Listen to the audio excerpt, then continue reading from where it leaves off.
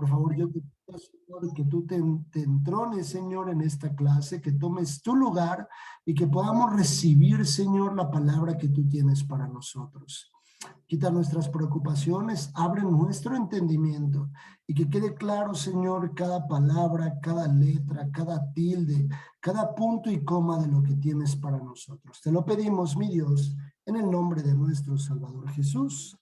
Amén y amén. Bien, pues vamos a iniciar. Voy a compartir mi Hermanito, pantalla. ¿podrás subir, por favor, tu volumen? Es que esto del volumen, no sé si todos me escuchan bien. ¿Se escucha bien? ¿Se escucha bien? Sí, sí, está bien, hermano. ¿Todos me escuchan bien? Sí, ahí, hermanita Eli, igual a lo mejor es el audio de su equipo que está un poquito bajo. Les recomendamos muchas veces, igual si pueden usar audífonos tal vez, que beneficia mucho, porque luego el audio de los equipos no es el mejor. Igual pueden usar audífonos, tenerlo mucho más cerca, porque si no levanto demasiado la voz y ya pues pareciera otra cosa, ¿verdad? Entonces, yo traigo aquí el medidor del micrófono y el medidor del micrófono está en buenos niveles. Entonces, igual otros sí me escuchan ahí bien. ¿Me escuchas bien, Misa? ¿Ahí se escucha bien? Sí, definitivamente, hermano. Sí, perfecto. Entonces, es una sugerencia para que podamos ahí escuchar sin ningún inconveniente, ¿vale? Perfecto. Voy a compartir la presentación porque hoy hay un tema muy importante que quiero compartir con ustedes. Bien, pues hemos hablado de la materia liderazgo, hemos estado aprendiendo y pidiéndole a Dios que forme en nosotros las personas, hombres y mujeres que Él quiere ver en nosotros.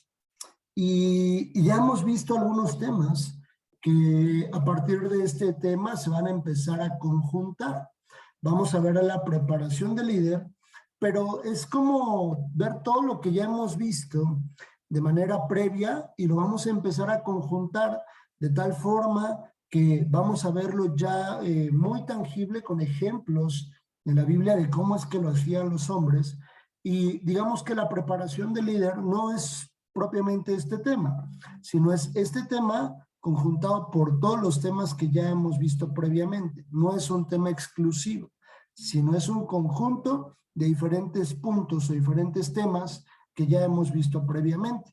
Entonces, vamos a iniciar. Ahí está. Perfecto. La adoración del líder. La adoración es un medio que podemos usar nosotros para decirle a Dios, para decirle a Dios a nosotros cuando estamos enfermos, cuando estamos tristes, cuando las cosas no funcionan, cuando las cosas no van bien, expresarle nuestro amor y devoción a Dios.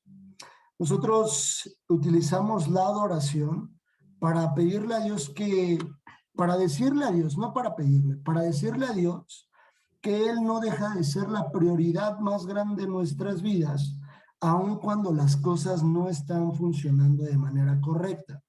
Traigo 4 ejemplos, no son todos, pero traigo 4 ejemplos importantes que ustedes deben de empezar a revisar con ejemplos en la Biblia. ¿Por qué es importante la adoración para Dios? Nosotros, cuando amamos a una persona, no la amamos propiamente por lo que nos dé esa persona. Por ejemplo, los hijos no deberían solo amar a sus papás porque sus papás pues los mantienen, les pagan la escuela o les proveen el alimento o porque tienen un techo, porque trabajan. Imagínense un amor así, sería un amor falso, sería un amor condicionado. ¿Por qué? Porque a las primeras de cambio, justo cuando eso se acaba o se empieza a terminar, se empieza a acabar, nosotros terminamos por dejar de amar. El amor, dice la Biblia, que no busca lo suyo. El amor no busca nada personal, no busca la satisfacción personal. El amor por eso no es directamente solo proporcional hacia nosotros. El amor tiene que ser en 3 direcciones. Dios, en primer lugar, en segundo lugar nosotros y en tercer lugar el prójimo. Así lo tipifica la Biblia. Amarás a Dios en primer lugar y al prójimo como a ti mismo en segunda proporción. Entonces, nosotros no podemos tener un amor interesado. Si Dios quitara muchas cosas que hoy están, no deberíamos dejar amar nosotros a Dios. Pero es algo que sucede continuamente en los cristianos, incluso en las personas, también en las personas del mundo. Las personas del mundo pueden dejar de amar. ¿Por qué? Porque las cosas dejan de funcionar como ellos propiamente esperan. Cuando Dios favorece a nuestros anhelos, tenemos que adorarle. La adoración es una demostración de amor y devoción a Dios. Es una forma en la que nosotros podemos expresarle lo que sentimos por Él, con palabras o con cantos, aprendidos o cánticos nuevos. Vamos allá a Génesis 24, 26, 29. Por favor, Génesis 24. Génesis 24.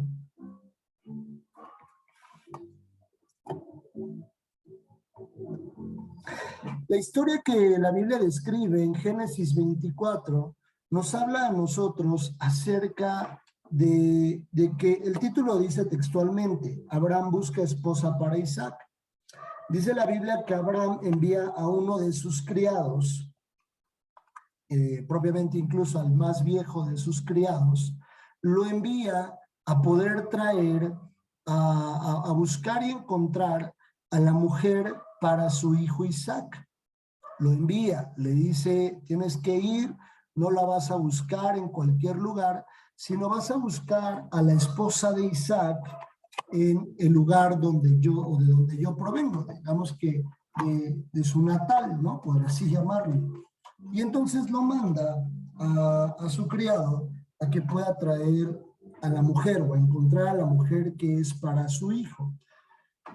Y la Biblia dice que va y empieza a pedirle señales a Dios y le dice a Dios, un poco como lo que vimos con Gedeón, y le dice a Dios, si esta mujer, si sucede esto y esto y esto, esa será la mujer que sea para mi Señor, para el hijo de mi Señor, para Isaac. Y entonces a partir del versículo 26 dice lo siguiente, el hombre entonces se inclinó y adoró a Jehová. Voy a leer desde el 22, dice, y cuando los camellos acabaron de beber, le dio el hombre un pendiente de oro que pesaba medio siclo y 2 brazaletes que pesaban 10. Y dijo, ¿de quién eres hija? Te ruego que me digas, ¿hay en casa de tu padre lugar en donde posemos? Y ella respondió, soy hija de Betuel, hijo de Milca, el cual ella dio a luz a Nacor. Y añadió también, hay en nuestra casa paja y mucho forraje y lugar para posar. El hombre entonces se inclinó y adoró a Jehová.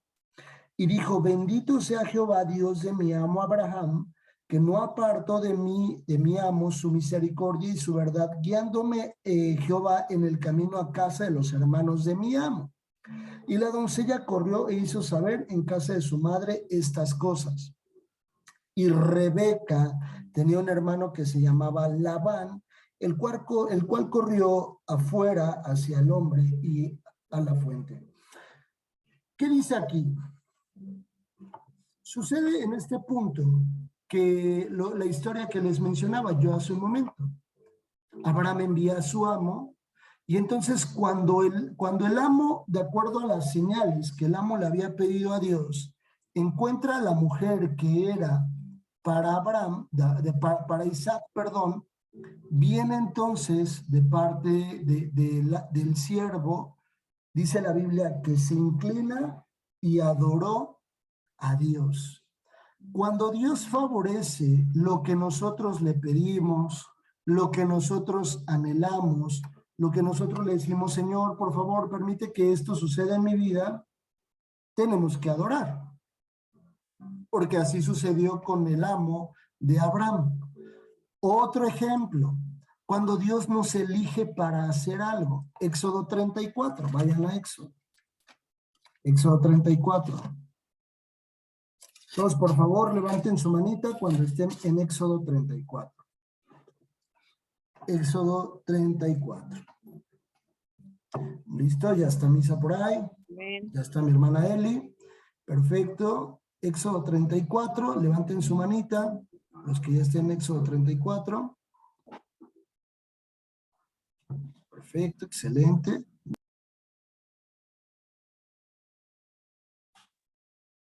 Ya no se oye ahora sí. Hermano, apagó su micrófono. Ay, perdón, gracias. Éxodo 34, ya todos están ahí, ¿verdad? Perfecto. Ya está la mayoría ahí en Éxodo. Dice la Biblia. Y Jehová dijo a Moisés, alízate 2 tablas de piedra como las primeras, y escribiré sobre esas tablas las palabras que estaban en las tablas primeras que quebraste. Moisés ya había roto o quebrado las tablas previamente.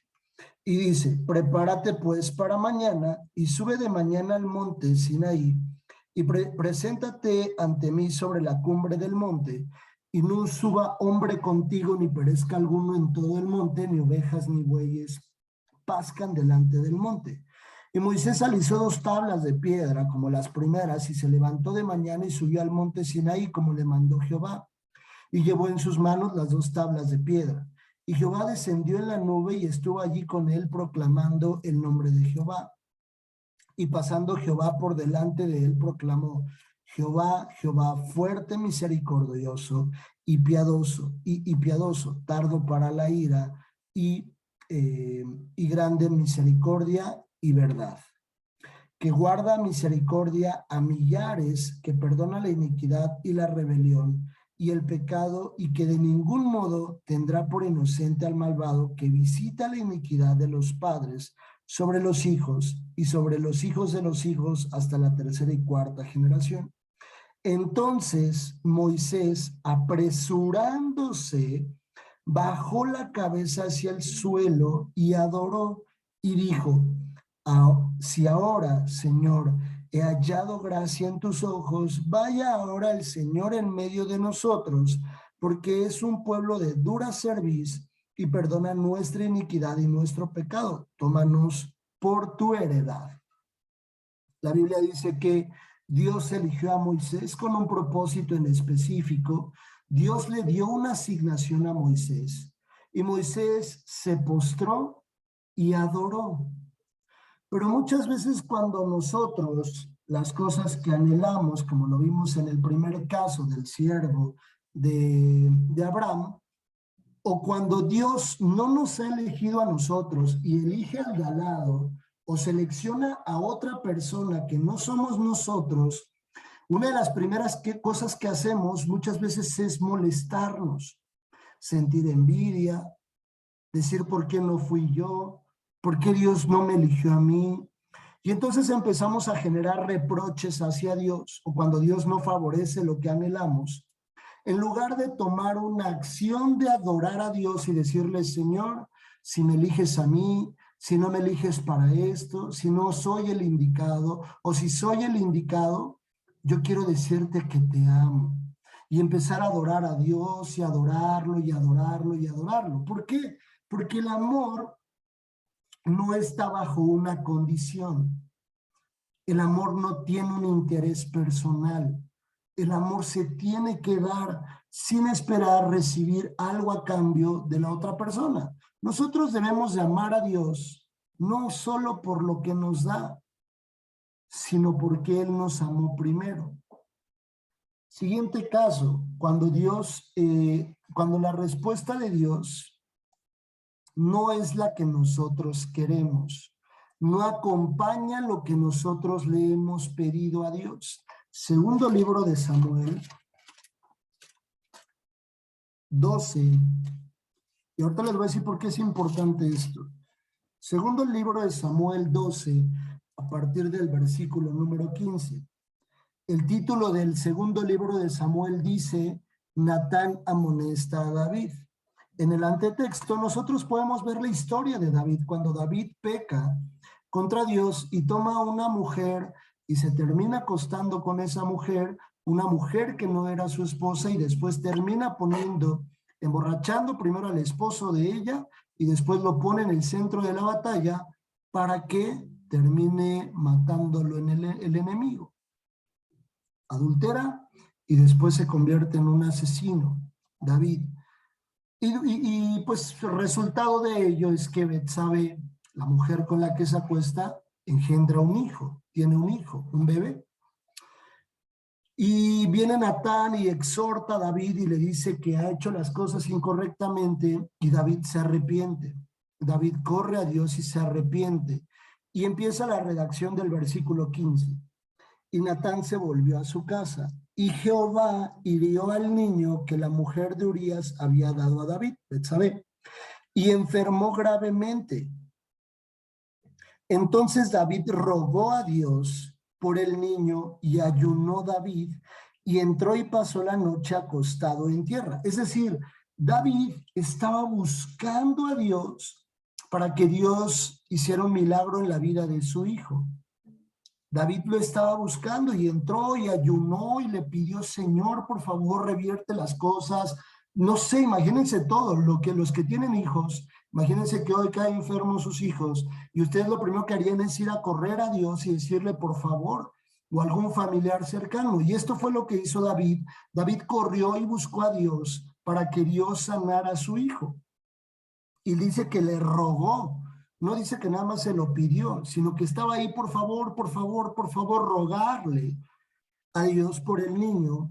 Incluso ayunó y entró y pasó la noche acostado en tierra. Es decir, estaba casi que de luto David. Y sigue la redacción en el versículo 17. Y se levantaron los ancianos de su casa y fueron a él para hacerlo levantar de la tierra, mas él no quiso ni comió con ellos pan.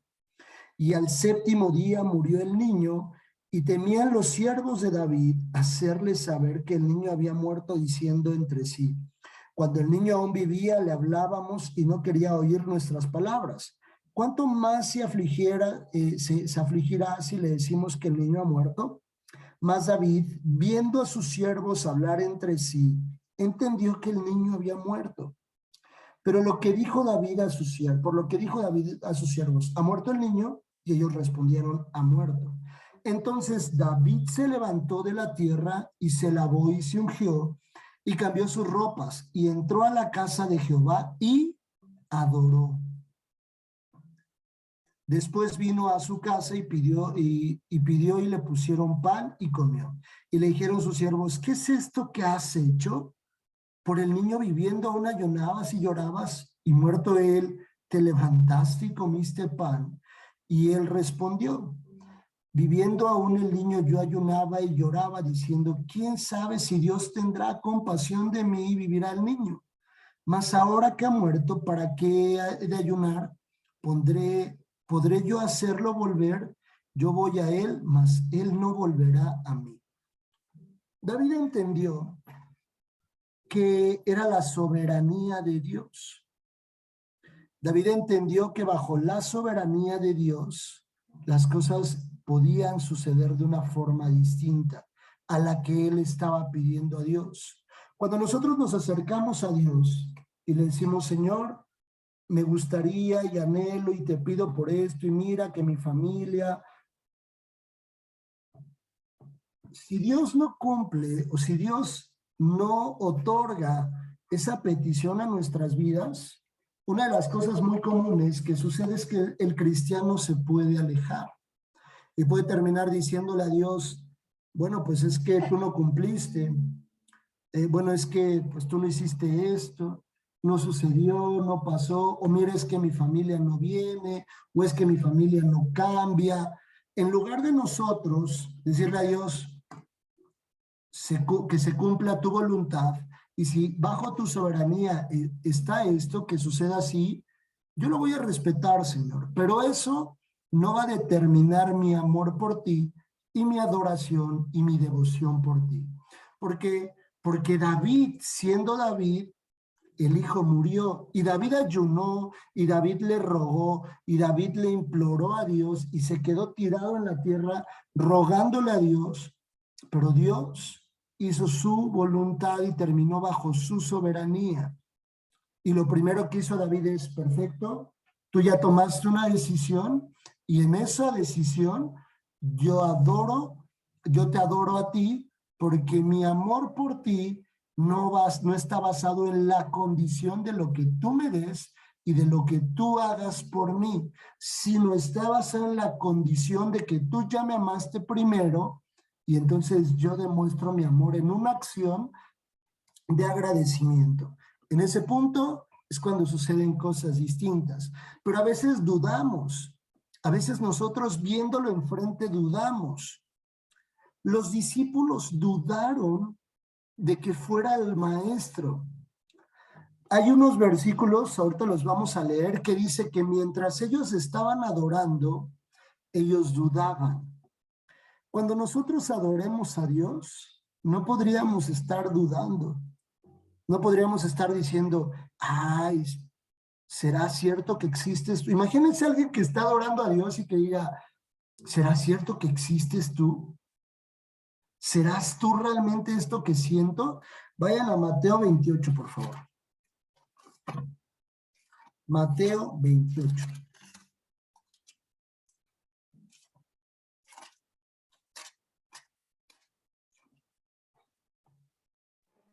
Jesús ya había caminado con ellos. ¿Sí, amigo? ¿Me ibas a decir algo? No, lo iba a leer, pero... Ah, ok. Dale. Sí, no te preocupes. No, sí, Mateo sí hay que 28. leerlo, amigo. Sí, ahorita, pero yo lo voy a leer para darle seguimiento, ¿vale? Acompáñenme. Dice, la gran comisión. Jesús ya había resucitado.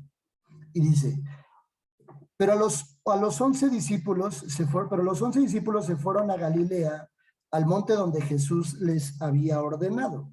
Y cuando le vieron, le adoraron, pero algunos dudaban. ¿Por qué dudaban? ¿Por qué estaban dudando? ¿Por qué estaban adorando a Dios? ¿Por qué estaban adorando al Maestro y dudaban de él? ¿Por qué si lo estaban viendo ahí dudaban? Eso es lo que nosotros podríamos hacer a veces. Adorar a Dios, adorar a Jesús y dudar de que Él lo puede hacer, de que Él realmente es Dios, de su capacidad, de su poder, de su soberanía, de su voluntad. Y podemos estar con las manos levantadas dudando. Dice, y cuando le vieron, es decir, que era visible, era alguien que estaba manifestándose, o sea, era algo que estaba ahí enfrente. Él estaba ahí con ellos. Y dice, le adoraron, pero algunos dudaban. Qué importante es esto que la Biblia deja escrito. Qué interesante es esto porque los discípulos que caminaron 3 años con él, lo vieron ser crucificado, lo vieron resucitar, algunos de ellos todavía dudaban. Tengamos cuidado con que en el corazón de nosotros exista la duda. ¿Por qué es importante la adoración en el liderazgo? Es la forma en la que nosotros vamos a demostrarles a las personas realmente la fe que tenemos en Dios, que somos cristianos íntegros, de una sola talla, de un solo corte, que aún así Dios diga, esto es para ti, hijo, o Dios diga, esto no es para ti, nosotros sigamos adorando y sigamos buscando a Dios. Si nosotros somos los primeros en salir corriendo cuando las cosas no están funcionando bien, el reflejo de lo que nosotros hagamos, nuestra propia familia lo va a empezar a ejecutar. Nuestra familia va a empezar a decir, pues es que él creo que cada vez que tiene un problema, termina haciéndolo como él quiere. No es un ejemplo, los pasos que da son incorrectos, tiene un problema, da pasos y al dar esos pasos, pues propiamente se equivoca. O por ejemplo, cuando nosotros empezamos a dar pasos, nuestra familia los ve porque la familia siempre nos va a estar observando. Y va a decir, y en el momento que nosotros nos equivoquemos, los primeros que van a brotar y va a brotar el corazón va a ser el de la familia, van a decir, ¿ves? Ya vas a empezar a hacer otra vez como antes. ¿Por qué? Porque como nosotros no vimos que Dios cumplió, empezamos a poner los ojos en otra cosa y nos desviamos, en lugar de venir a decirle a Dios, aún así no suceda esto, yo te seguiré adorando. Y entonces nuestra familia dice, ya vas a empezar a hacer igual. Nosotros tenemos que ser ejemplo. En el liderazgo somos ejemplo. Oye, no es una carga, no. Porque lo vimos en el ejemplo de David. David no dice que sintiera carga por la decisión que Dios tomó. Parte de la preparación del líder, lo que yo les mencionaba al principio de la clase, es que nosotros estamos solo conjuntando todos los temas que ya empezamos a ver previamente, enfocados específicamente en el ejemplo. Por eso nos seguimos preparando. Inmediatamente cuando ustedes vean una acción y una situación que tal vez no favorece parte de Dios a nuestras vidas, la acción que se debe de realizar es ir y adorar a Dios. Si el milagro no ha pasado, si las cosas no han sucedido como yo quiero, si las cosas no han cambiado en mi entorno, yo voy y adoro a Dios, pero no dudo, sino voy con todo mi amor a decirle, Señor, yo te sigo amando, no por lo que me das, sino porque yo decidí seguirte. Yo decidí seguirte a ti. Vamos a ver el ejemplo de un hombre que se preparó impresionantemente. George, ¿qué significa el nombre Nehemías?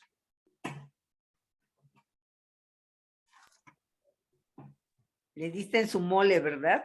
A ver, papá de Es el- Nehemías, ¿qué onda con usted? Lo que tengo como significado es que es el consuelo. Dios es mi consuelo. Dios es mi Es correcto, consuelo. es correcto. Y vamos a ver el ejemplo de un hombre.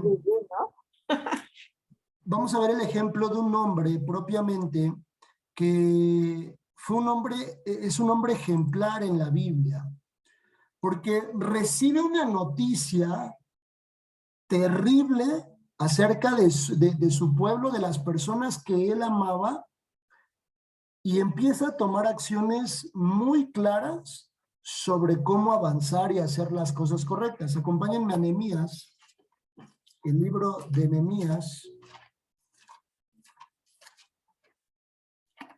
capítulo 1, por favor.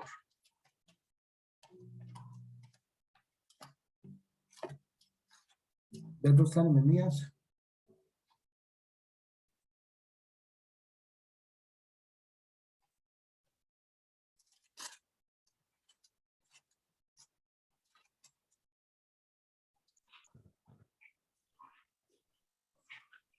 Amén. Listo, perfecto. Voy a dar lectura a Nehemías, capítulo 1. Ahí, dame un segundo.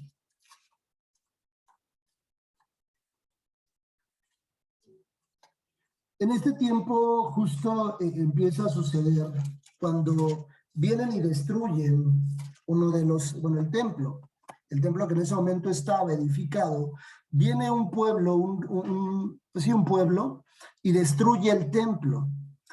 Y entonces llega la noticia a voces de Nehemías. Ustedes imagínense que hoy, obviamente es un ejemplo, que les dijeran, han venido y han desalojado a tu familia, a tus papás, a tus hermanos, les han destruido sus casas y entonces están viviendo en la calle. Bueno, es más, se los llevaron secuestrados y destruyeron todo. ¿Cuál sería nuestra primera reacción? Sí, así como dice Marianita, sí, de verdad, está así de levantar, abrir los ojos y decir, qué noticia tan más fuerte. Llévenlo a cualquier área. Tú tienes una enfermedad, tu familia tiene cierta enfermedad, se les ha detectado todo esto. Nosotros nos quedaríamos, ¿cuál sería nuestra reacción? Estamos viendo el tema de la preparación del líder y dice en el capítulo 1 de Nehemías, palabras de Nehemías, hijo de Acalías. Aconteció en el mes de Quisleu, en el año 20, estando yo en Susa, capital del reino, que vino Ananí, uno de mis hermanos, con algunos varones de Judá, y les pregunté por los judíos que habían escapado, que habían quedado de la cautividad por Jerusalén, y me dijeron, el remanente los que quedaron de la cautividad allí en la provincia están en gran mal y afrenta, y el muro de Jerusalén derribado y sus puertas quemadas a fuego. Cuando oí estas palabras me senté y lloré, e hice duelo por algunos días y ayuné y oré delante del Dios de los cielos. Y dije, te ruego, oh Jehová de los cielos, fuerte, grande y temible, que guarda el pacto y la misericordia de los que le aman y guardan sus mandamientos, esté ahora atento tu oído y abiertos tus ojos para oír la oración de tu siervo, que hago ahora delante de ti día y noche por los hijos de Israel, tus siervos, y confieso los pecados de los hijos de Israel que hemos cometido contra ti, si yo y la casa de mi padre hemos pecado. En extremo nos hemos corrompido contra ti y no hemos guardado los mandamientos y estatutos y preceptos que diste a Moisés tu siervo. Acuérdate ahora de la palabra que diste a Moisés tu siervo, diciendo, si vosotros pecaréis, yo os dispersaré por los pueblos. Pero si os volviereis a mí, guardareis mis mandamientos y los pusiereis por obra, aunque vuestra dispersión fuera hasta el extremo de los cielos, de allí os recogeré y os traeré al lugar que escogí para hacer habitar allí en mi nombre. Ellos pues son tus siervos y tu pueblo, los cuales redimiste con tu gran poder y con tu mano poderosa. Te ruego, oh Jehová, esté ahora atento tu oído a la oración de tu siervo y a la oración de tus siervos, quienes desean reverenciar tu nombre. Concede ahora buen éxito a tu siervo y dale gracia delante de aquel varón, porque yo servía de copero al rey. Es una historia extraordinaria. Si ustedes leen el libro de Nehemías, es una historia extraordinaria. Pero es un hombre que recibe una noticia terrible acerca de las personas que él amaba y dice que inmediatamente, imagínense de verdad la situación de que pasa en ese momento Nehemías, que se sienta y empieza a llorar. Muy humanamente es una de las primeras acciones que haríamos. Es decir, a ver, espérate, ¿qué me estás diciendo? A ver, dame un momento. ¿Por qué? Porque es una noticia que duele. Yo he recibido noticias fuertes, noticias que duelen. Y uno de los primeros impactos o choques es empezar a llorar, porque duele. Pero él inmediatamente imprime uno de los puntos que ya hemos visto. Empieza a orar y después empieza a adorar a Dios. ¿Por qué lo digo? Porque empieza a exaltar las características de Dios. Oh Dios poderoso, tú con tu mano nos has salvado, tú nos has redimido. Y empieza a decir algunos puntos exaltando las características de Dios, adorando a su nombre. Y al final le dice, concédeme éxito porque voy a emprender algo como un proyecto personal. En ese momento Nehemías iba a emprender algo. Y ahí en el capítulo 2 dice, sucedió en el mes de Nisan. Cuando habla del mes, previo en el capítulo 1 vimos el mes Kisleu y luego vemos el mes Nisan. Son meses enfocados al calendario judío. Ajá. En una materia de cultura bíblica, después van a ver el calendario judío y un poco las fiestas que se celebran durante el año. En el calendario judío no es igual al calendario que nosotros utilizamos. A esos meses se refiere, ¿no? Y dice, sucedió en el mes Nisan, en el año 20 del rey Artajerjes, que estando yo, el vino delante de él, tomé el vino, y ya el vino, perdón, delante de él, tomé el vino y le serví al rey. ¿Por qué? ¿Cuál era la actividad que hacía Nehemías? ¿Era qué? Lo leímos en el último capítulo, en el último versículo. Pero Copero, era copero del rey. Ajá. Entonces dice, que ya estando ya el vino delante de él, tomé el vino y lo serví al rey, y como yo no había estado antes triste en su presencia, me dijo el rey, ¿por qué está triste tu rostro? Pues no estás enfermo. No es esto sino quebranto de corazón. Entonces temí en gran manera. Qué importante es que nosotros conozcamos. Hay una gran lección ahí de parte del rey Artajerjes, porque conocía muy bien a Nehemías. Como cuando una mamá conoce o reconoce muy bien a un hijo, le dice, algo tienes tú tienes algo No, no tengo nada. Sí tienes algo. Se te ve en el rostro, tu comportamiento, tu actitud. Cuando alguien es tan cercano a nosotros, nosotros podemos conocerle e identificar cuando esa persona tiene algo. Eso es lo que sucedió con Artajerjes, el rey. Y le dice, tú estás triste porque tu rostro proyecta que tienes algo y no estás enfermo. Lo conocía muy bien porque sabía que no estaba enfermo. Seguramente tenían muy buena comunicación. Hay un gran aprendizaje en estos versículos. Y dice el 3, y dije al rey, para siempre vive el rey, ¿cómo no estará triste mi rostro cuando la ciudad, casa de los sepulcros de mis padres, está desierta y sus puertas consumidas por el fuego? Me dijo el rey, ¿qué cosa pides? Entonces oré al Dios de los cielos. Importante, antes de pedirle algo, ¿qué hizo? Oró a Dios. Antes de pedirle algo. Señor, antes de yo irle a decir a mi jefe, oye, un aumento de salario, ¿no? Porfa, un 20% para los cuates. Antes, oró a Dios. Antes de pedirle algo, oró a Dios. Antes de levantar la mano y yo decir, Señor, voy a emprender esto, oró a Dios. Antes de yo ejecutar algo, una muy buena recomendación que nos hace la Biblia en la vida de Nehemías, orar a Dios. Oye, voy a emprender un proyecto, orar a Dios. Oye, voy a ejecutar algo, orar a Dios. Oye, le voy a decir algo a alguien, orar a Dios. Chance hasta voy a exhortar a mis hijos por alguna desobediencia, orar a Dios. Le voy a pedir algo a mis papás, orar a Dios. Y vean lo que le dice Nehemías a Dios.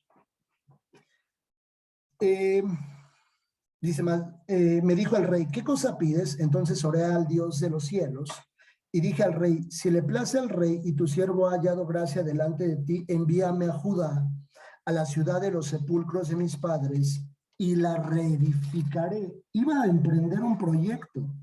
Entonces el rey me dijo, y la reina estaba junto a él, ¿cuánto durará tu viaje? ¿Y cuándo volverás? Y agradó al rey enviarme después que yo le señalé el tiempo. ¿Por qué? Porque tenía algo planificado. Sabía dónde iba a ir, cuánto tiempo se iba a tardar y lo que iba a hacer en ese lugar. Tenía todo sumamente claro.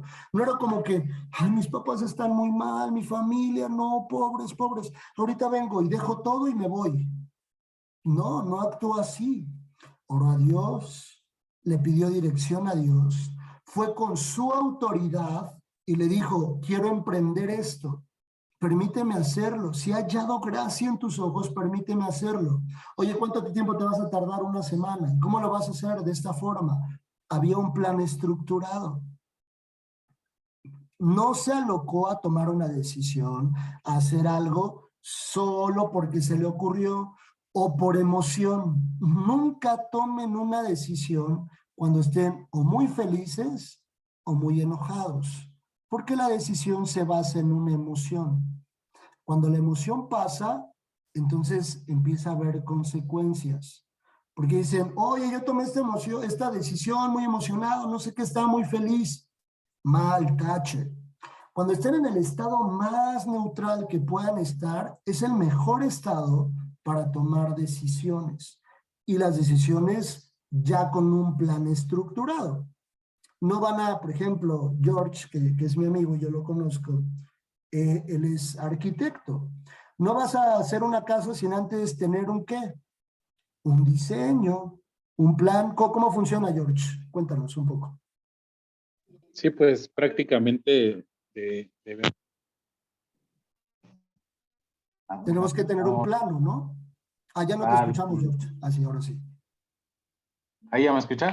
Ya, ahora sí. Bueno, pues sí, prácticamente para hacer esa parte del proyecto, pues bueno, previo hay que hacer un estudio del terreno, una metodología, cálculos, para poder llegar a un proyecto y ya de ahí poder, pues ya determinar ya los materiales, y bueno, todo, ¿no? Para lo que es poder construir alguna edificación. Exacto, tienes que estudiar la tierra y miden la tierra, usan creo que la topografía o no sé cómo se llama eso, ¿no?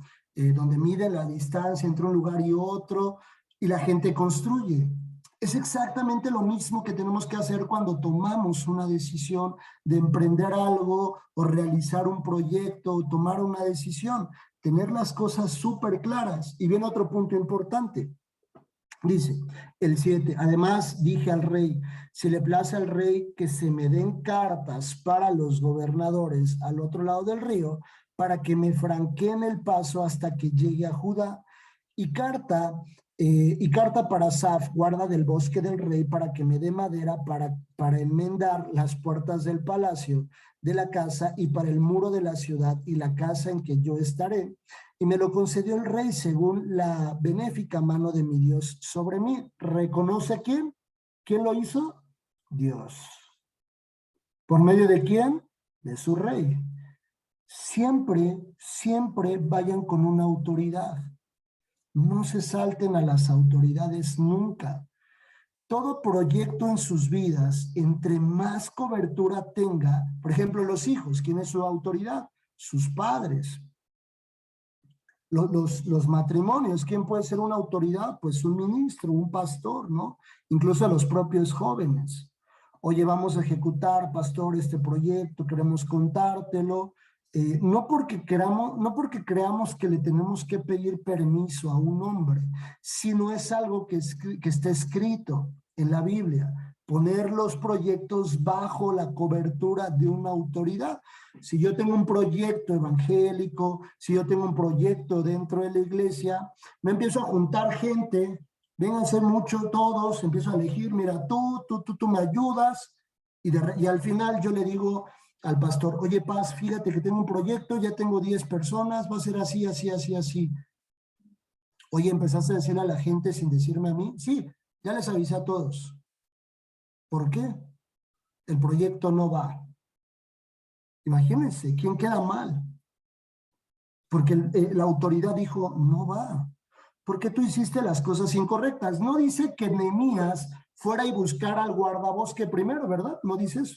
Le dijera, guardabosque, voy a ir para allá y no sé qué. No, primero puso el proyecto en cobertura. Ya que estaba en cobertura, entonces ahora sí vino y les entregó cartas. Mira, guardabosque, me mandó el rey Asaf, me dio recomendaciones, Artajerjes, perdón, y me dio estas recomendaciones para que me ayudaras. ¿Eso qué quiere decir? Que Nehemías se estaba haciendo de aliados. Buscó aliados para su proyecto. No fue solo. Tenía que tener aliados. Y dice, vine luego a los gobernadores del otro lado del río y les di las cartas del rey. Y el rey envió conmigo capitanes del ejército y gente de a caballo, pero oyéndolo Sanbalat horonita y Tobías el siervo amonita, les disgustó en extremo que viniese alguno para procurar el bien de los hijos de Israel. Adivinen qué va a pasar. Siempre va a existir una oposición. Siempre va a haber una oposición. De alguna u otra forma, va a haber alguien que se quiera oponer. Solo tengan cuidado que lo hicieron en el orden correcto. Un plan con un objetivo de reino, con un objetivo claro, bajo la cobertura de una autoridad. Ahora sí, después de la cobertura de la autoridad, con aliados, y ahora sí lo ejecuto. Y entonces, aunque haya oposición, el plan va a estar bajo la cobertura de sus autoridades. Y siempre, obviamente, bajo la principal cobertura, que es la de Dios. Un carácter de un hombre debe ser forjado. En Nehemías capítulo 4, me voy a ir súper rápido porque ya estamos en la raya. Dice, porque Nehemías empezó a identificar la oposición. Nehemías capítulo 4, sí, síganlo en la lectura. Dice, cuando oyó Sanbalat que nosotros edificábamos el muro, porque ya empezó a trabajar, ya empezó a ejecutar el plan Nehemías, y dice, cuando oyó Sanbalat que nosotros edificábamos el muro, se enojó, se endureció en gran manera e hizo escarnio de los judíos. Y habló delante de sus hermanos y del ejército de Samaria y dijo, ¿qué hacen estos débiles judíos? ¿Se les permitirá volver a ofrecer sus sacrificios? Acabarán en un día, resucitarán de los montones del polvo las piedras que fueron quemadas. Y estaba junto a él Tobías amonita, el cual dijo, lo que ellos edifican del muro de piedra, si subiera una zorra lo derribará. Lean con mucho entendimiento lo que dicen estos versículos.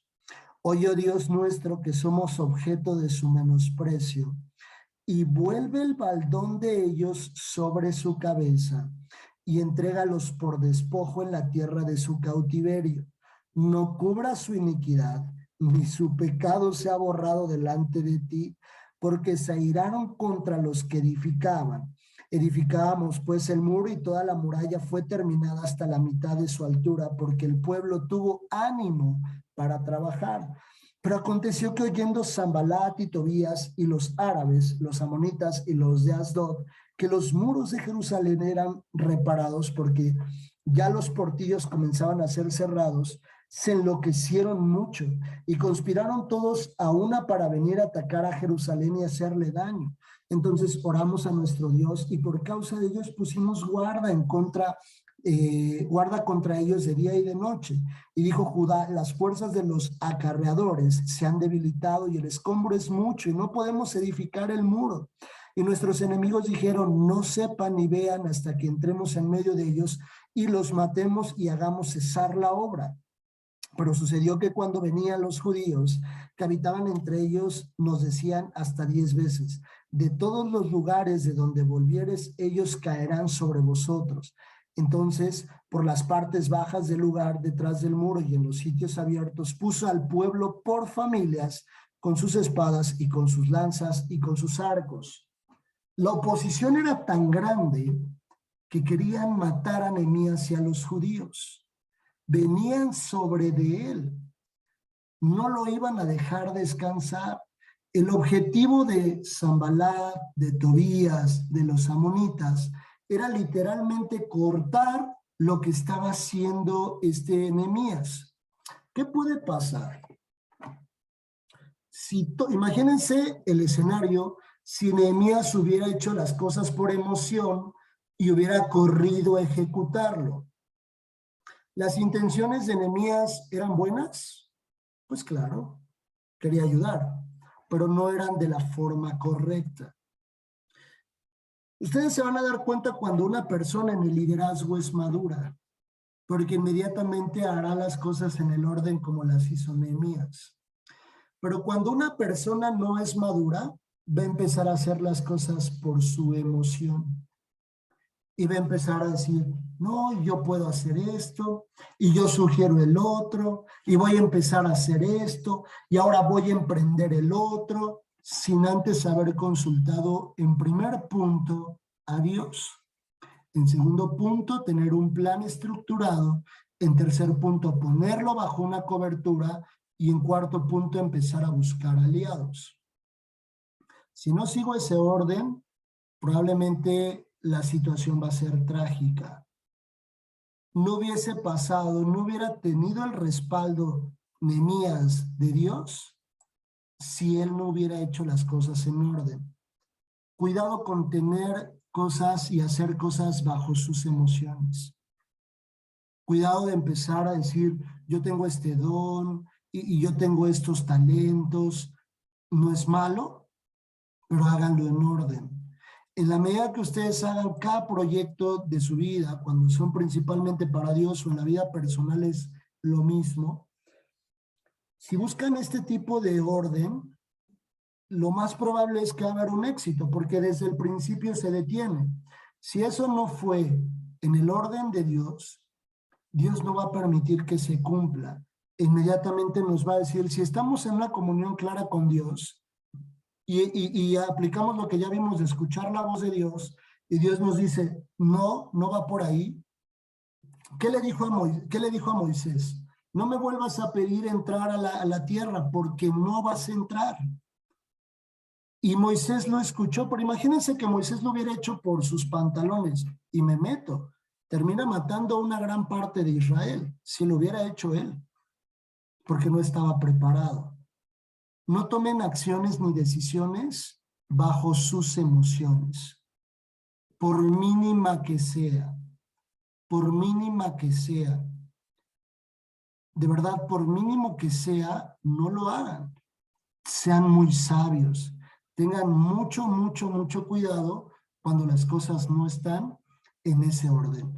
Y acá podemos ver cómo Nehemías empieza a ver, pues obviamente que vienen contra ellos, empiezan a ver resultados, porque dice que el muro ya iba a la mitad, ya había un resultado, y el enemigo dice, estos van en serio. Pues entonces vamos sobre ellos y los vamos a matar.